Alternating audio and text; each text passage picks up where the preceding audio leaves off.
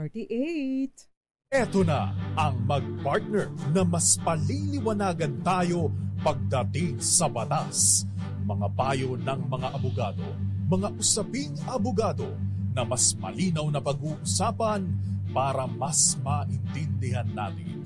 Kumpanyera ng Bayan, si Attorney Rina Seco at ang Panyera ng Bayan, si Attorney Cam, Cheryl Adami Molina. Dos Kumpanieras sa DZRH Radio, DZRH TV at DZRH Online. Bago mo kasuhan, bago ka pumirma, bago ka makipagkasundo, makinig muna sa Dos Kumpanieras. Dos Kumpanieras. Magandang gabi Pilipinas. Ito pa ang programang Dos Kumpanieras at kami po inyong nakakasama tonight, ang mga panyera ng bayan. Ako pa si Attorney Rina Seco. Ako naman po si Attorney Cam, Cheryl Adami Molina. Tuloy-tuloy sa pagbabalita. Tuloy-tuloy sa serbisyo. Sama-sama tayo, Pilipino. Dos Kumpanieras. Akala ko hindi ka nila papakita eh. Sasabihin ko sana ibigay na sa'yo yung camera eh. Kumusta po ang nagdaang weekend? Kumusta po kayo? Today is Monday once again. Grabe, December na, Panyera. It's a 4-day work week, Attorney Cam, dahil on Friday, December 8, maliban pa dahil Mama Mary's Day, tama ba ako? Yes. Oo, ay special non-working holiday. At syempre yun ay yes, the best anniversary din. Meron din akong kilalang nag-anniversary, Attorney Cam. Ng December 8? Ng December 8. Okay, anyway, samahan niyo po kami hanggang 7:30 ng gabi. Yung mga anniversary niyan, hindi pinagpapaliwalaan ng lahat-lahat yan, totoo ha. Marami dyan sa mga nagse-celebrate ng anniversary, anong petsa, ay mga iba dyan sumakabilang bahay. Buti sana kung sumakabilang buhay. Iba yun. Pag sumakabilang bahay, parang gusto mo rin tapusin ang buhay niya.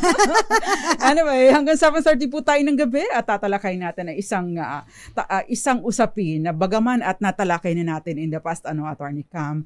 Actually, if I'm not mistaken, 2021 natin ito tinalakay. Napahapayawan natin sa mga ibang episodes. But tonight, ibang angulo naman ang tatalakay natin. But still, related pa din po sa Maseda Law. Ang tanong, may refund pa bang matatanggap ang buyer kung na-deny ng bangko ang loan application ng buyer. Diba? Kasi pag tayo ay bibili ng properties, pag meron tayong mga gustong bilhin, niloloan po natin yan sa mga bangko. Maliban na lang kung Attorney Cam ang pangalan mo na nagbabayad ng cash ng one-time payment ng 10 milyon, isang bagsakan lang. Sana meron akong ganyan. Nalungkot bigla. O kaya naman meron kang pag-aari. Ang tawag dyan ay manifesting, Attorney Cam. Sige. Claim it. Claim it. Ayan. O kaya naman meron ng lupa tapos kinolateral mo tapos nag-apply ka ng loan, hindi pa rin pumasok. Huwag naman. Ano yun? Ano ba tawag knock on wood. Katok sa mga kahoy-kahoy. Dos Kumpanieras. Anyway, samahan niyo po kami hanggang 7:30 ng gabi. Binanggit niyo ko na kagad ang topic natin, Attorney Cam, dahil para makapaghanda ng kanilang mga questions ang ating mga kababayan. At syempre, bago yan, meron pong bad at good news sa mga motorista. Inuna natin ang good news dahil sa Friday ay holiday. Makakapagplano, long weekend, Friday, Saturday, Sunday, 3 araw ang ating bakasyon para sa mga may ipangbabakasyon. Pero meron po tayong both good at bad news para sa mga motorista dahil kasado na po ang dagdag bawas. Hindi lang po sa eleksyon nangyayari ang dagdag bawas dahil bukas magkakaroon po ng dagdag bawas sa presyo ng mga produktong petrolyo. Bukas po yan, December 5. Sa anunsyo po ng oil companies, 30 centavos ang taas presyo sa kada litro ng gasolina. Ay, good move na nakapagpagas na ako. Habang 20 centavos sa kerosene. Good news naman dahil may 30 centavos na rollback sa kada litro ng diesel. Ang paggalaw po ng presyo ng produktong petrolyo ay posibleng dulot ng pagbawas ng produksyon ng mga oil-producing countries. Ayan, yan po ang mangyayari bukas. Bagaman at hindi pa eleksyon, meron na pong dagdag bawas. Pero ito sa presyo ng produktong petrolyo. Dos Kumpanieras. Ayan. So, Attorney Cam, ano pang good news mo? Bukas pala, yung mga nag-take ng bar exams. This 2023, lalabas po bukas ang resulta kung meron kayong mga inaantabayanan. Magpepiesta ba tayo bukas? Ang bilis Kailan ba sila nag-exam pa niya? Hindi ko na matandaan. Parang September. September. Oo. Hindi ko na matandaan kung kailan kasi hindi na ako Kasi, alam naman. di ba sa atin nung more than a decade ago pa ayan, ako. kasi ang kanilang exam ay meron din di ba, laptop. Computerized Computerized. Kasi sa amin po ni Attorney Rina, mga kopong-kopong lawyers po kami. mga disulat kamay po kami Sulat sa may, hanggang sa sa notebook po yun. At ikaw ay sa UST na? Sa UST. Ako sa Lasal pa. Kasi after ng bombing, first year ako noon nilipat na sa UST. Tapos Panyera, sa amin kasi ang tagal po, 6 na buwan, parang 6 na buwan kami nag-aantay. Nag-exam kami ng September, October, November, December, January, February, March, April lumabas 7 ang months result. sa inyo. Kami 6 months. So, ganun po katagal ang agony ng pag-aantay. Pero ngayon sa mga natin, mas mabilis. So, good luck po. So, good luck po sa inyo para sa mga hindi papalarin. Sana palarin pa din, pero sa mga hindi papalarin, try and try. Hindi po doon nagtatapos. At Correct. hindi ibig sabihin na hindi ka pumasa, hindi ka kagalingan. Maraming mga factors, no, kung bakit. Yes. Minsan, paano kung nag-diarrhea ka during the exam? Meron Ninervous ka ng todo-todo. May kakilala kami. Wala kang tulog, so na mental block ka. So, Oo, diba? sobrang galing. Ang galing talaga. Pero pangit yung sulat. Doon parang doon nahirapan siguro sa pagbasa ng sulat. Kasi po kami ni Attorney Rina, talagang ang penmanship ko dahil sanay ako kay Nanay Flory. ako kinalyo na ako sa kakaaral ng penmanship. Ako dumudugo na ang kamay ko sa pag-i-exam. Pero kami kasi Attorney Cam, maipagyabang ko lang. Maipagyabang ko lang ang Nanay Flory namin. Na Nanay Flory namin, bago pa kami pumasok sa eskwela, magagaling na kami sumulat. Very good. Dahil ang Nanay Flory namin, talagang bantay ang aming mga kamay. O dapat pantay, straight.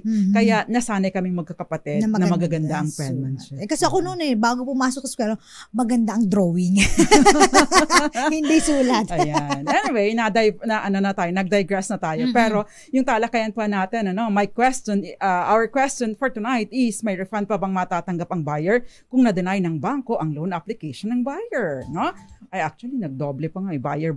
But anyway, Attorney Cam, normally ang tinatanong natin is that, Attorney, atras na po ako, pwede po bang, makakakuha pa po ba ako ng refund? Ito naman, Attorney Cam, walang kinalaman si buyer. Dahil, sino ba namang may gusto na i-deny ng bangko ang kanilang loan application, no? Usually, hindi rin naman ito kasalanan ng developer, no? Usually, Panyera, merong iba na ang nire-request, for example, ay ang loan lang nila ay, ang term ay mga 5 years or 10 years. Pero because dun sa pinapasa nilang mga documents, nadidi na yung 5 to 10 years, ang nangyayari, na-extend ng 15 years. So, depende sa capacity mo na magbayad. Yes. So, actually, pagka ganun, wala namang problema. Kung the longer, the better. Although, mas malaki ang iyong interest na babayaran. No? Pero ito kasi, ang question dito, paano pa nga ba kapag ka na-deny? Tapos hindi siya in-house financing. No? Kasi normally, yung in-house financing, si developer ang bahala. No? Di ba? Kay developer ka mag-amortize. Doon ka maghuhulog, magdadata-data kada buwan. Ito sa sitwasyon natin is that hindi in-house financing. So what happens is, mag-a-apply ka ng bangko. Meron ka ng contract to sell, no? In fact, sasabihin i-amortize mo ang equity over a period of 2 years na magkano ang down payment? Di ka ang maraming bahay. Depende yan, Panyera. Kasi usually, mga 10% o kaya 20%. Yan. 20% ng total price, kailangan ay mag-down ka. And then yung 80% kunin mo sa financial institution. Kaya lang kasi hindi mo kasalanan yun na hindi ka na-deny. Na hindi ka na-approve. Hindi rin kasalanan ni developer na hindi ka na-approve, diba? Kasi hindi mo naman na-estimate, no? Hindi mo nagawa ng paraan. Dos Compañeras. Kaya naman po, if you have questions, 0919-282-6485. Gayon din, magandang gabi po sa ating mga tagapakinig at tagapanood sa DZRH TV 4K live stream sa YouTube. Attorney Cam, ang ating mga listeners sa ibang Facebook pages natin. Uy, magandang gabi rin po lahat na nakatutok sa may DZRH News. Ayan, present po. Ayan, sina Ria Soto, ganun din po, of course, Emma Samiliano, Diwani Gudaka, Rodel Anasio, magandang gabi po, and Vilma Takahashi. Magandang gabi po sa inyo, Gael Enriquez. Buenas noches sa iyo. Gayun din, magandang gabi po kay Aunt May dyan sa Hong Kong. And of course, binaliktad yung pangalan niya, pero ang pangalan niya, binabasa ko pabaliktad, Vincent. Magandang gabi sa iyo. Pancho sa Border Jr. Ador Cortez, parang may nagbupukpok. Oo nga eh. Pero ba tayong karpentero dito? Happy birthday, Luningning Balubar. Yung baka nandyan Panyera sa gilid. Sniper and syempre, itong si Ricardo Messina. Magandang gabi po sa inyo. Mga nanonood din sa atin, Attorney Cam, sa DZRH Dos Compañeros, Marisol Mercado, Kenneth Arevalo, ganyan din Rudy Valpalman, Roxanne Costo, Christian Maak Monreal, and Odette Ogsales. May nag-a-agree sa akin, may nagko-confirm, Attorney Cam, na maganda ang aking penmanship. Si Odette Ogsales, nakaklasiko ng grade 1. Valentino Molena Pancha, and syempre Mami Belen Rivera and Ma'am Irene Almodovar, gayon din. Tita Ami Miraflor Garcia, yung mga hindi pa po natin nabanggit na nanonood ngayon, magandang gabi po sa inyo. Good morning, good afternoon, good evening, and good night. Dos Compañeras. Attorney Cam. Yes. Magko-commercial muna tayo. Mm-hmm. Pagkatapos sa ating pagbabalik ay sasagutin na natin i-discuss muna natin yung mga basic principles ng Maseda Law, no, itong RA 6552, yung Realty Installment Buyer Act, and of course sino ang mga sinasaklaw nito at anong mga benepisyo nito, no, kung kayo ba ay makakatanggap pa ng refund o kung hindi na, goodbye pera, goodbye datung, goodbye Andalusia. Yes, kasi very timely po ito dahil marami po sa atin ang mas madaling kumuha ng condominiums kasi yung mga, especially dito sa Metro Manila dahil wala na pong space dito tsaka ang mamahal na po ng mga lupa dito. Ang pinakamura na dito, Attorney Cam, ay yung 20 square meters na 7 milyon. 20 square meters, ano ka ba dyan, diba? Grabe. Diyan sa malapit sa isang mall dito sa atin. Ayan. Mahal. Diba? Anyway, mga taga Piaong Quezon, Hilo Campo, and of course, Eleni Fernandez, at maraming iba pa. Magandang gabi po sa inyo, yung mga nanonood sa atin sa Cable TV and Joseph Abalas. Kami pa rin po ang inyong mga nakakasama, ang mga Panyera ng Bayan. Ako pa si Attorney Rina Seco. Huwag kalimutan, live na live po kami sa DZRH News, Facebook Live, DZRH News Television at DZRH Dos Compañeras Facebook page. Ganoon din po sa DZRH TV 4K live stream sa YouTube. Ako po si Attorney Cam, Cheryl Adami Molina. At kami po ang Dos Compañeras. Dos Compañeras. Dos Compañeras. Nagbabalik po ang dalawang magagandang abogada. Yes! Diba? Ang mga Panyera ng Bayan. Ako pa si Attorney Rina Seco. Attorney Campo at Cheryl Adami Molina. Kayo na po mambash sa amin. Ayan. Kaya puntahan niyo po kami sa Facebook Live. Kayo na mag-judge. Yes, Hindi, alam mo kung bakit nabanggit ko yun? Meron kasi nagsabi, ay, ang gaganda pala ng mga abogadang ito. So, syempre, pinatulan ko. Naniwala ako. Magsasabing pangit kami. Kakasuhan po namin ni Attorney Cam. Miss Roxanne Costa, magandang gabi sa iyo. And syempre, itong si Moon Beats and Joseph Abalos, Eduardo Narvaez, Eds Maglakas, and Pancho Sabordo Jr. Gayon din ang iyong superfan na si Ellie Abanto. At mamaya sasagutin natin, bagaman at ito'y walang kinalaman ang question niya doon sa tanong natin for tonight. Pero sasagutin po namin ang question niyo, Ginoong Benjamin Evano, at ini-screenshot ko na siya para mabigyan ko pansin later, no?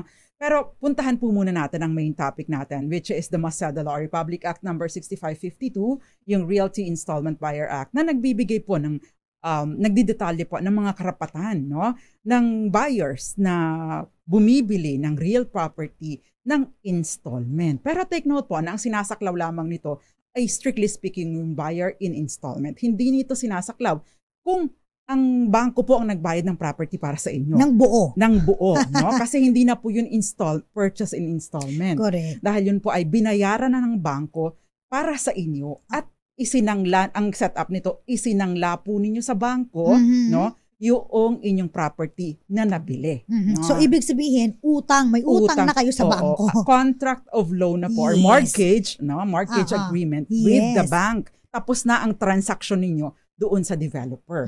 So, ang sinasaklaw lang po nito ay yung transaction ninyo sa developer. Pero kung naipasok na ito sa bangko, hindi na po ito nag-a-apply sa inyo. Or, kung naipasok na po ninyo sa pag-ibig.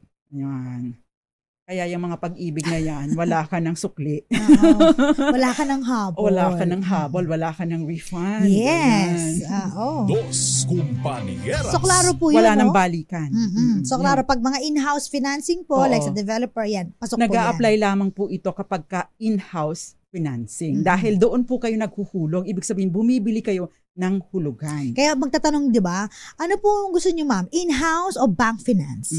Pag in-house attorney ka, mas mataas ang interest, no, lumalabas. Pero may Mas chance ka malaki ang refund. na maka-refund. Pero pag Yes. sa bangko po, Naku po. wala po kayong matatanggap. Aray. Gayon din sa pag-ibig. Bakit? Kasi hindi po ito purchase in installment or hindi pagbili ng hulugan. Ang nangyayari, binili na ninyo ng full. Nabayaran na po sa developer ng buo ang purchase price o yung halaga ng inyong bahay na binili. Pero ang transaction ninyo na ay sa bangko or sa pag-ibig at ito ay contract of loan o kaya mortgage agreement na po pumapasok. Dos Compañeras. Ngayon, kung dito po tayo sa Maceda Law o yung Realty Installment Buyer Act, ito po ay merong kondisyon, no, na nag-a-apply. Depende po, ay mga karapatan ay depende sa kung ilang taon na kayong naghuhulog. Una, kapag ka less than 2 years, Attorney Cam, ano ang nangyayari? No? Ano ang karapatan ng buyer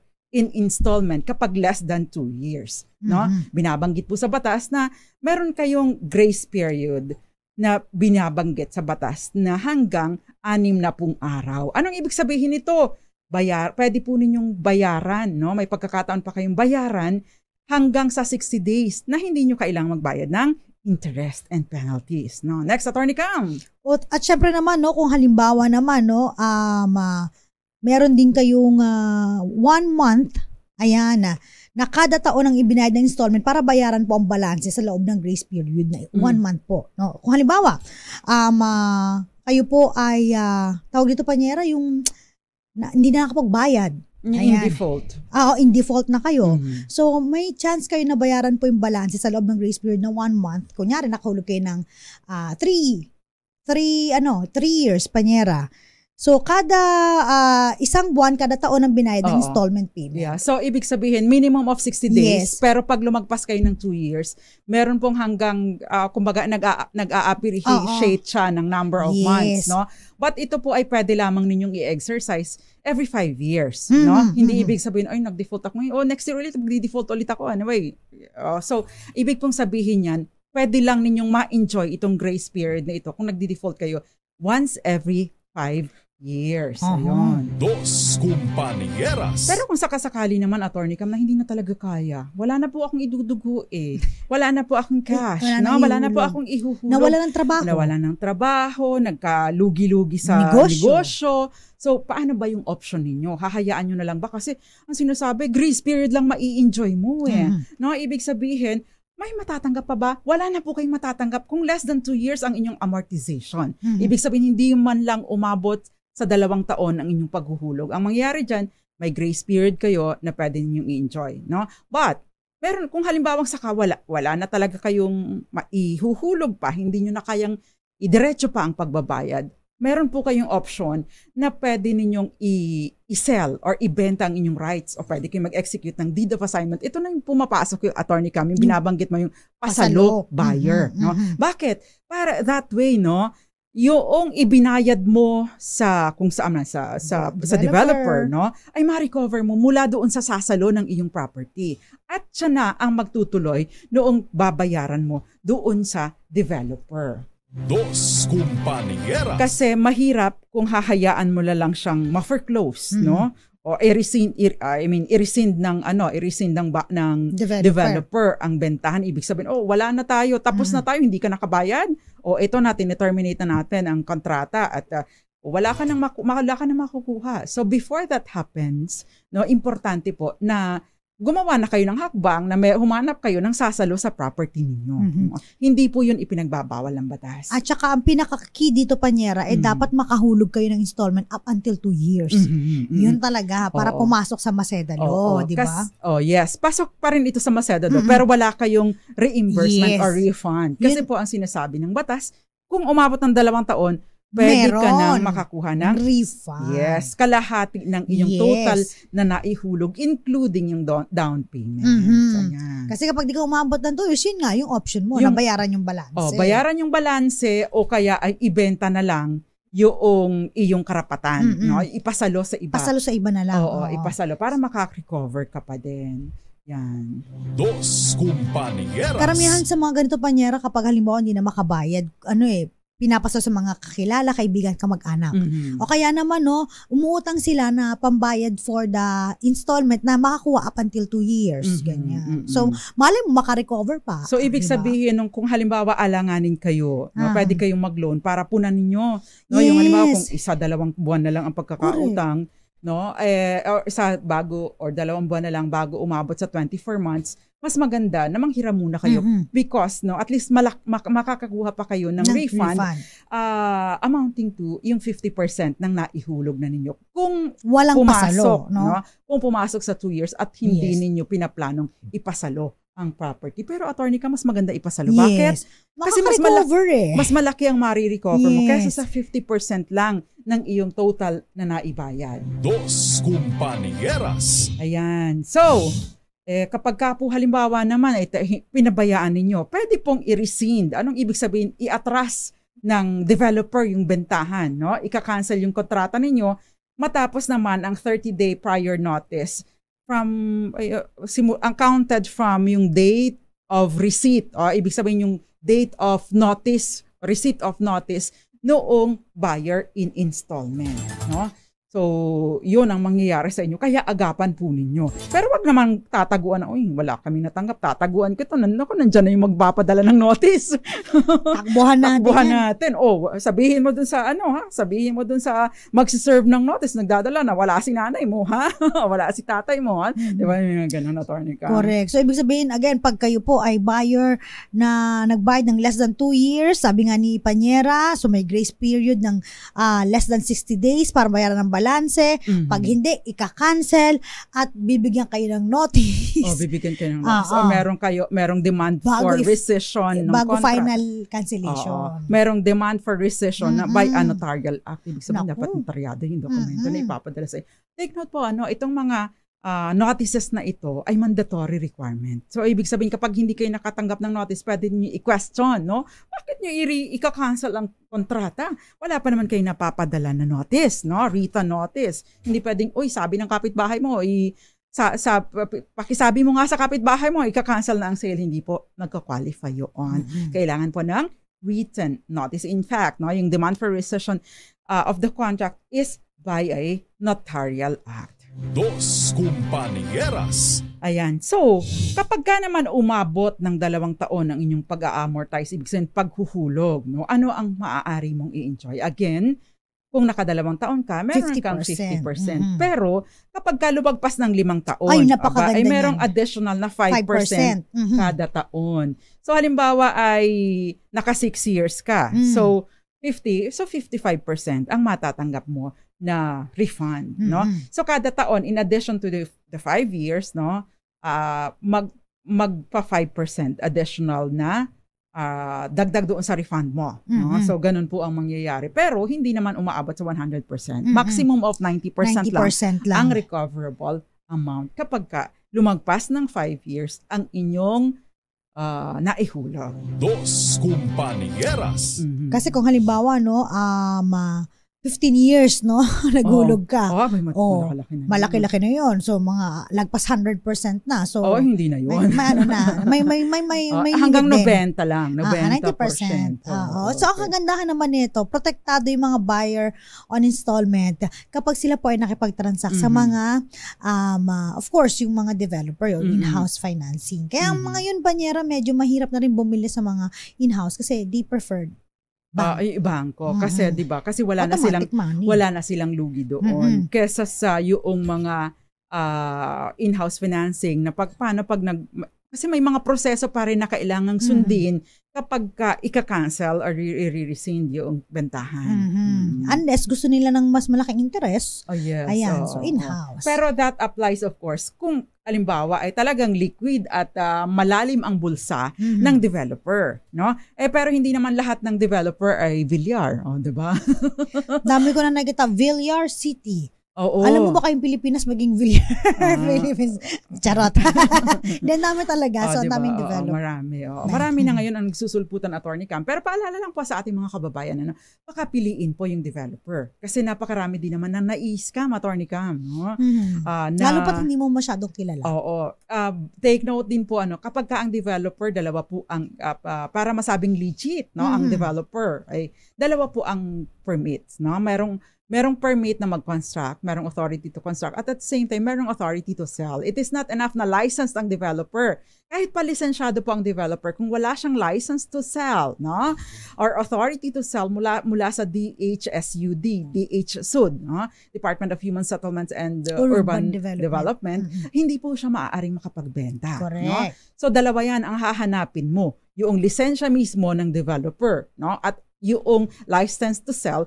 At doon para sa specific na specific na project na yun, Hindi dahil sa meron na siyang license to sell sa ibang project pala yun. Hindi pa rin po yun legal. Dos Compañeras. Magandang gabi, Joseph Ryan Lucena, and of course, Reynaldo Apostol. Yun pong nagre-request ng face reveal. Pwede po ninyong tingnan ang aking Facebook page, Attorney Rina Seco, para protection ko po kasi ito dahil ako po ay mahina ang katawan. Ayan, si Sniper, magandang gabi po sa inyo. And of course, yung iba pang nanonood, Ma'am Grace Recta. At meron pang mga questions dito. Rome Asuncion, magandang gabi. Sasagutin natin yung question mo in a while. Yan. Meron pa bang kailangan nating i-discuss? By the way, kapag ka po nagre-refund, kasama po dun yung down payment or yung deposits and doon sa inyong, kumbaga, pati yung mga reservation fees, Attorney Cam, kasama po yun sa computation noong 50% or ilang porsyento na dapat maibalik sa inyo. So, take note po, importante, yung inyong mga resibo, ng inyong mga pinagbayaran ay dapat po na itatago din ninyo. Para kung sakasakali na biglang may mga sulong, ganito lang palang na ibabayad mo, meron kayong maipapakita na, hindi totoo yan. Mas malaki ang naibayad ko and therefore dapat mas malaki ang maibalik mo sa akin. Ayan. Dos Compañeras. Attorney Cam, do you want to read the first question? Ito may question dito, Panyera. Ayan, sabi niya, eto po. Hello po mga dos kumpanyera. May kondo po ang anak ko na hindi niya tinuloy. Kumbaga, nag-back out na siya dahil hindi niya kayang bayaran. Pero, nakapaghulog na siya ng 350,000 pesos. May marirefund pa po ba kami? Salamat po. So, ito po yung sa question ninyo. Again, kailangan po i-clarify ninyo kung una, in-house po ba ito? Pangalawa, ito po ba yung bank finance pa? And then, i-send nyo po sa amin, bakit? Ilang years na po siyang naghulog. Ayan. Kasi po, depende po. Kung halimbawa in-house, papasok po to dun sa tinatawag natin na may makukuha siya kung more than 2 years. Kung umabot ng 2 years. Yes, ang kanyang installment. So, 50%. So, medyo malaki din By the po way, yun. may pagkakataon na one-time payment natin, yung dapat sana binibigay sa atin ng 2 taon, pero medyo madatong ka ngayon. So, binayaran mo bayaran ko na lang ng buo, di ba? So, ibig sabihin po, i-compute din, baka man at isang beses, hindi pwedeng isang buwan. Hindi di to ba? installment isang buwan, sabi hindi gano'n. Hindi to installment, isang buwan lang to. Pero i-compute po ninyo. So, yung normal na nire-require sa inyo, kung i-compute mo ay dapat pang 2 years on, dapat makatanggap po kayo ng refund. Hindi porket, binayaran ko ng buo, lang yan, 1 month lang yan, o ilang days lang yan, so hindi ka dapat makatanggap ng refund. Hindi po yon. Ang tinitingnan po ay yung halaga na ibinayad mo, kung tutuusin ba, equivalent po yon sa 2 taon na paghuhulog. So, linawin natin yon. Dos Compañeras. Attorney Cam, may question dito si Rome Asuncion. Sabi niya, bumili po mi pre-selling 40 months, then 80% in-house or bank financing. End of 40th turnover was September 2023. Ginawang September 2025, epekto daw po ng pandemic. Plan namin sana na iparent. Kaso hindi pa po gawa. Nire-required kami na magbayad pa rin. Pwede po bang i-refund ng full? Ayan. Dos Compañeras. Yun pong refund na may porsyento 50, 55, 60%, no, ay dahil po lang kayo ang nag-default. Pero kung halimbawa po ang nag-default or ibig sabihin ay may atraso or may delay ay ang developer, no? At wala kayong kasalanan. pwede po ninyo, no, kapag ka kasi tinatawag na itong breach, Attorney Cam, breach of contract, yung failure to turn over on time, no? Maari pong basis na ito para kayo naman sa parte ninyo ay umatras sa bentahan at sabihin na i-refund po ninyo sa akin yung ibinayad ko na dahil ikaw ang may kasalanan. In fact, you can even ask for interest dahil hindi po, sometimes even damages, dahil hindi po tumupad sa usapan itong developer. In fact, Attorney Cam, kung manghihingi man sila ng extension, ilang buwan lang na ibinibigay ito. Ito, Attorney Cam, 2 years ang diferensya. Abay, sobra-sobra naman yun, Attorney Cam, di ba? Dos Compañeras. So, Rome Asuncion, ang pinakamabilis, pinakamaiksing sagot sa tinatanong mo kung pwede ka manghingi ng refund in full is yes. Next, Attorney Cam. Ito sabi naman, good evening po mga attorneys. Magti 3 years na po kaming naguhulog sa pre-selling condo unit. Ayan, usong-usong yung mga pre-selling, yung mga hindi pa nakatayo. So, mas mababa. Mas mababa ang presyo. Pero tingnan po ninyo yung authority nila, Yes. Kasi minsan baka hindi na matuloy. Pero pumalya po kami ng monthly payments for 7 months na. Sa bangko po kami nagbabayad. Ay, naku, ito na po yung sinasabi natin. Napakasakit. Kuya Eddie, ayan, dahil pag bangko po ang pinag-uusapan natin, hindi na po siya pasok sa Macedalo dahil ito po ay hindi na installment dahil si bangko na po ang nagbayad. So baka lang naman pwede pa kayo makiusap kay bank. So kita po kayo doon sa manager or doon sa pinuntahan yung bangko and then you settle. Kasi minsan may pumapayag naman na bangko na bayaran yung... Basta hindi pa na-foreclose. Yes. Bayaran yung 7 months, baka including penalties and surcharges, as much as possible, di ba? Para hindi mawala yung property. Sayang naman 3 years na nagbabayad So, makipag-arrange po kayo. Yes. Okay. Ang question dito, Attorney Cam, Attorney, what if po sa bangko na foreclose na po ang property, dapat po bang bayaran yung kulang sa utang? Ayan. Ito yung problema ngayon, Attorney Cam. Dos Compañeras. Actually, no. Dahil yan pong pera, yung pong inutang ninyo sa bangko ay napunta na po yan doon sa developer. Ibig sabihin, yung buong pera na pagkakautang ninyo nawala na sa kanila. And therefore, kung sakasakali po, no, na i-foreclose, di ba?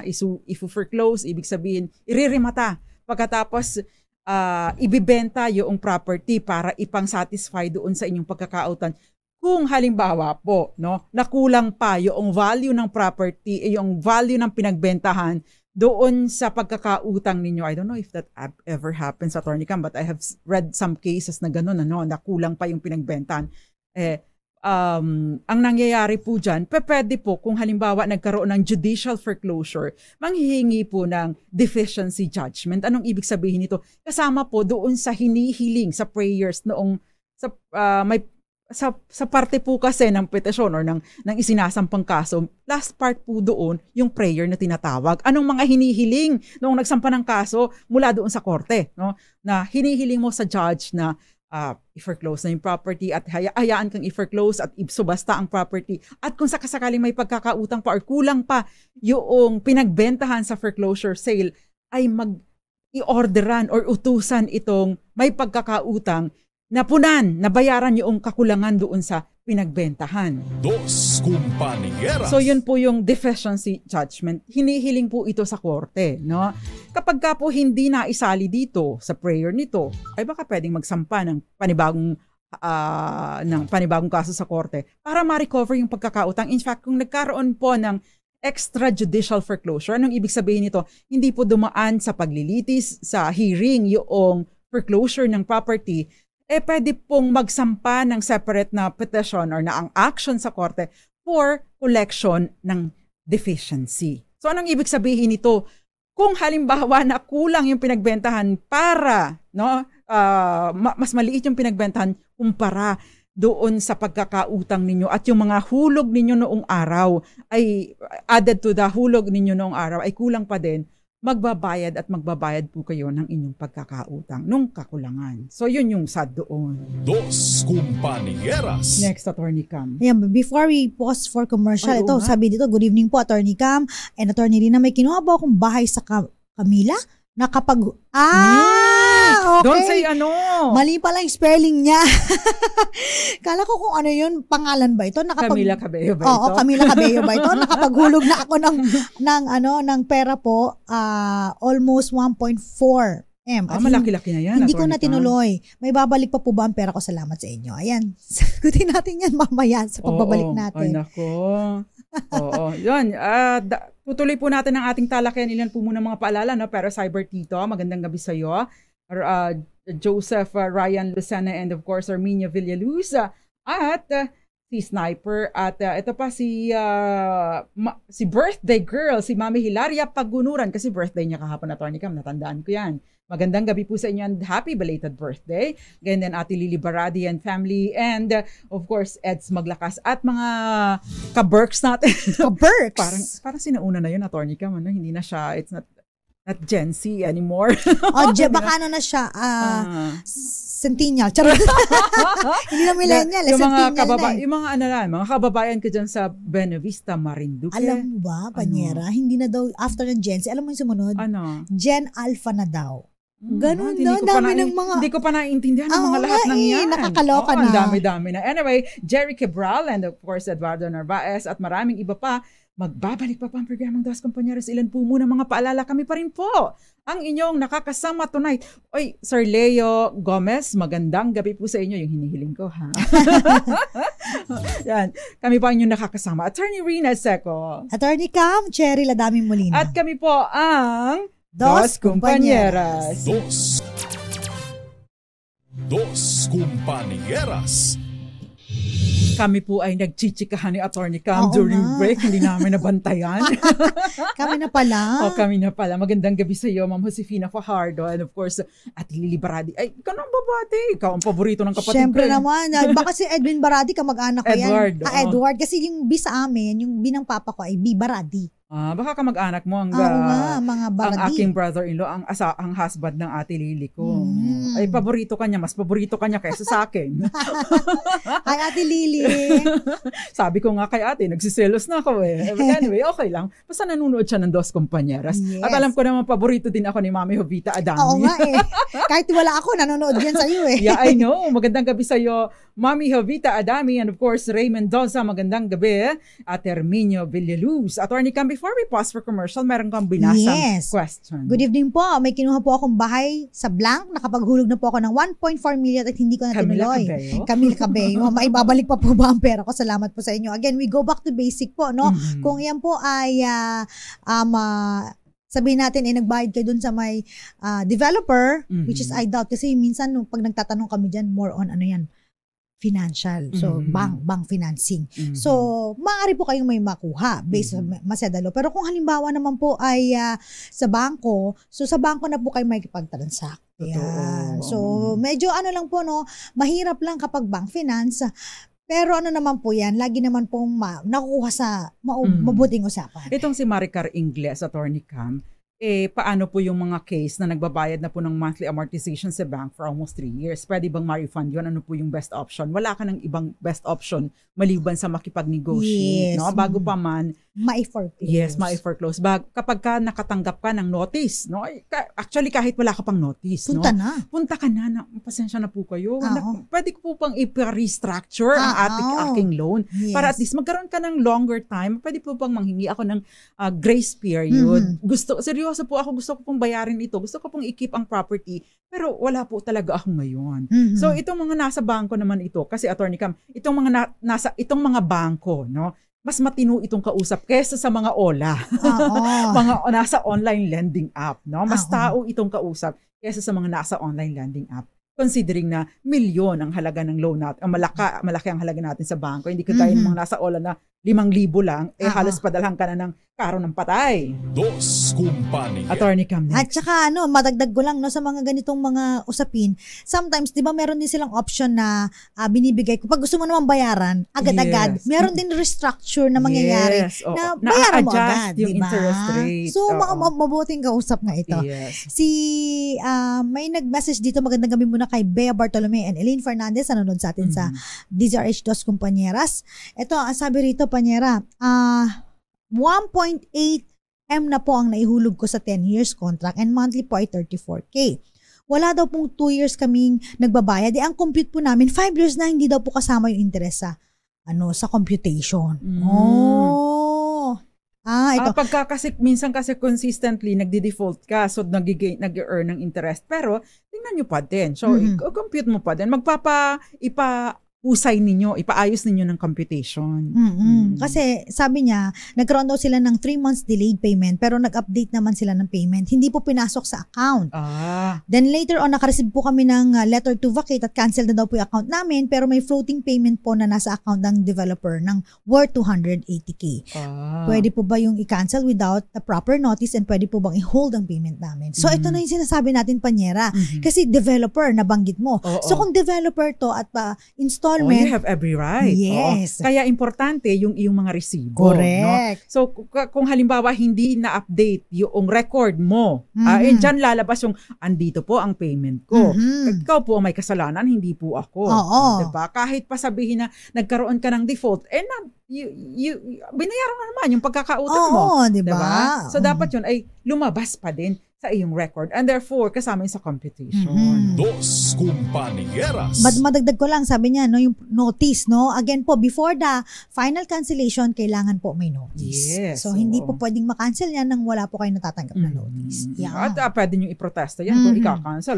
Eto po, updated ang payment ko. Correct. Okay, sige, Christine, ma-avail ko po ba yung refund kung nabili po ang property through pasalo? Ayan, eto din. Ibang usapin naman ito, Attorney Cam, Binili ng pasalo ang property. So, you assume the rights of the original buyer. So, ibig sabihin, kung halimbawa po, na kung ano man naka-acquire ng rights itong buyer na ito, pwede po ninyong i-avail yung mga karapatan na ito na inisinasaad sa inyong, anong tawag doon, sa Macedalo. Ayan. Dos Compañeras. Ito ba ay may magre-report o ifo-flash ko lang? Jackie girl.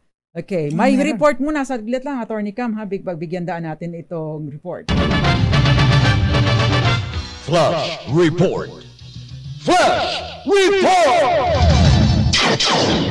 Kinondena daw po ni Vice President Sara Duterte ang pagbibigay ng amnestia ni PBBM sa mga rebeldeng grupo. Ang report mula kay RH7, Henry Uri. Henry? Attorney Rina, Attorney Cam, agreement with the devil. Agreement with the devil o pakikipagkasundo sa demonyo. Ganito pinawag ni Vice President at Education Secretary Sara Duterte ang pagbibigay ng amnestia ng BBM administration sa mga makakaliwang grupo at ang pagbuhay muli sa usaping pangkapayapaan. Sa statement na pinadala sa DCRH si Vice President Duterte, sinabi nito na hindi dapat pagkatiwalaan ang mga grupong komunistang ito sapagkat anya hindi ang mga ito sincero at walang mangyayari rito sa usaping pangkapayapaang ito sapagkat gagamitin na lamang anya ito ng mga NPA at ng mga komunista na negosasyon para pagtraidorin ng pamahalaan o pagtraidoran ng pamahalaan at linlangin ng taong bayan. Sinabi pa ng Vice President na dapat ay kilalanin at bigyang dangal naman ng administrasyong ito ang mga lumaban at tumulong sa pamahalaan kagaya ng mga pulis at mga sundalo na nagbuwis ng buhay para lamang malabanan ang insurhensya sa bansa. Sa huli, sinabi ng pangalawang Pangulo na umaapila siya sa Presidente na pagbigyan ang kahilingang ito hindi lamang niya kundi ng mga nakararaming mga nasa sektor ng peace and security sector ng ating bansa. Ang parawagang ito, Attorney Rina at Attorney Cam, ay kabuntot nga ng pagpayag ng kasalukuyang administrasyon na mabigyan ng amnestia at mabuhay muli ang usaping pangkapayapaan sa kasalukuyang administrasyon sa pagitan ng gobyerno at ng CPP, NDF, Attorney Rina. Muli, sabi ni Vice President Sara Duterte, kung papayagan ang usaping ito ay agreement with the devil o pakikipagkasundo sa demonyo. Para sa kauna-unahan sa Pilipinas, DCRH, ako si Henry Uri, tuloy-tuloy sa pagbabalita, tuloy-tuloy sa serbisyo, sama-sama tayo Pilipino. Flash Report. Flash Report! Narinig po ninyo at maraming salamat sa iyo, Henry Uri, kaugnay sa iyong report na kinondena ni Vice President Sara Duterte ang pagbibigay ng amnestia ni PBBM sa mga rebelding grupo. Okay, maraming salamat sa iyo, Henry Uri. Meron lang akong may question ka ba? Okay na, Panyera. Okay, ito last night question na lang kasi wala na tayong oras, pero sagutin ko lang ito. Kasi ang sinasabi, paano daw kung may Lilibet San Pascual, paano po kung may nakalagay na sa kontrata ay non-refundable? May violation po ba ang developer tungkol dito? Dahil dapat ay pwede pong ma-exercise yung, hindi daw po pwedeng ma-exercise yung Maceda Law. Actually, nakalagay po mismo sa Maceda Law, doon sa Republic Act 6552 na any stipulation to the contrary, yung na sasabihin na i-waive niya, wala ka ng karapatan dito dahil pumipirma ka, is illegal. Correct. Yun. So, ibig pong sabihin, kahit pa nakapirma kayo dyan, because this is a contract of adhesion. Nang ibig sabihin ng contract of adhesion, wala kayong partisipasyon sa paggawa ng mga stipulations kundi ang pumirma, no? Wala kayong ibang ginawa dyan kundi sumang-ayon lamang dahil wala ka namang choice, no? Pag binigyan naman sa iyo yung form, pipirma ka na lang talaga, wala kang sabihin, revihin mo yan, hindi, papabasa lang sa iyo. In fact, hindi pa nga pinapabasa dahil sa kahaba-haba na papeles na napakaliit ng font. But anyway, so illegal po yun and therefore, pwede po yung iset aside at makakahingi po kayo ng refund at pwede po kayong dumulog sa DSHUD. Dos Compañeras. At ang bilis po ng oras. Magandang gabi muna sa iyo, Miss Evelyn Brahas. Siyempre, nagsisip-sip na ako kay Miss Evelyn para tulungan niya kami sa Jensan. Eduardo Narvaez at marami mga iba pa. Magdalena Martin at yung mga iba pang nanonood sa atin. Tita Mimi Arilla and Tita Cecil Arilla. Magandang gabi po sa inyo. Nakasama po ninyo ang mga panyera ng bayan. Ako pa si Attorney Rina Seco. Attorney Cam, Cherry Ladaming Molina. Tuloy-tuloy sa pagbabalita. Tuloy-tuloy sa serbisyo. Sama-sama tayo, Pilipino. Dos Compañeras.